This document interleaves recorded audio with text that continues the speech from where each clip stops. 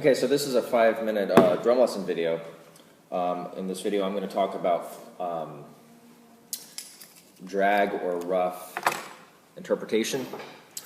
First, let's talk about what a drag is, or a rough. And there's two different names, and to be honest with you, I can't tell you why we have two different names of it, but some rudiments we do have a couple different names for things, and I imagine it's just sort of a cultural thing, you know, the drumming activity developing in different areas around the world, and let's just say the United States, and different terms being used for the same things.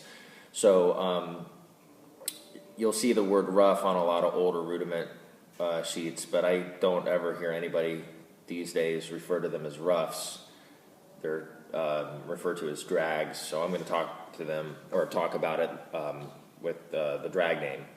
So to play a drag, it's not too much different than a flam. That's a good reference point to start with. So if you don't know what a flam is, you should look at that video first. I have a video on flams.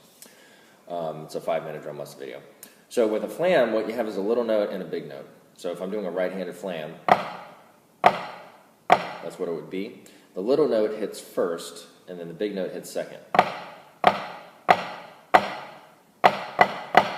Now, when you do a drag, it's still sort of the same concept, except the little note becomes multiple little notes before the big note. So in this case, I'm doing two little notes, and then a big note. Now, the drag part doesn't have to be specifically two notes. It could be three. It could be a closed buzz.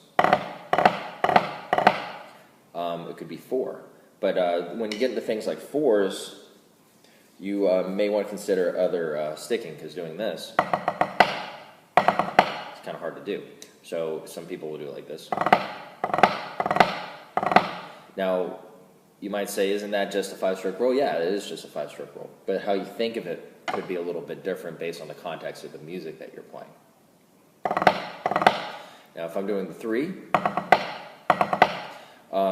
this is an interesting thing. I had this whole conversation with my college professor about how to interpret these. He was wanting me to play them like this. So right, right, left, right.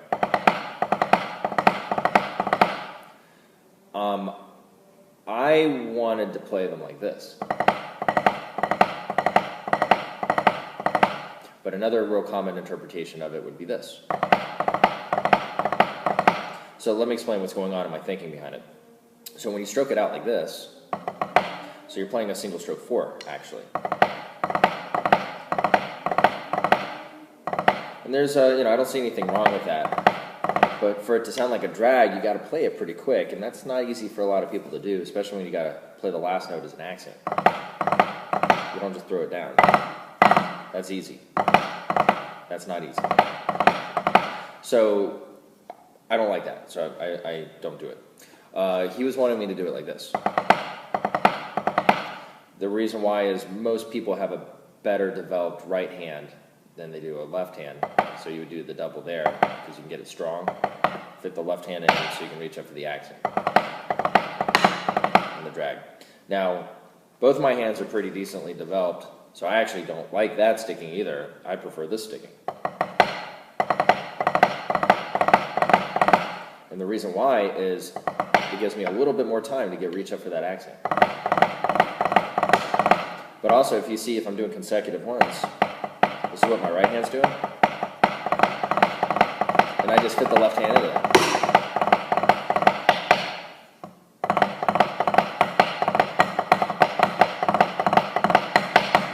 So, drags are generally either 2 notes before the big note, 3, however you want to do it, or 4, or a buzz. So, as far as anything else goes, it's really all context. They are technically grace notes, so all these notes have to happen before that anchor note, okay? So visit me at tobinwagstaff.com, facebook.com/tobinwagstaffmusic, or youtube.com/tobinwagstaffmusic. Thanks.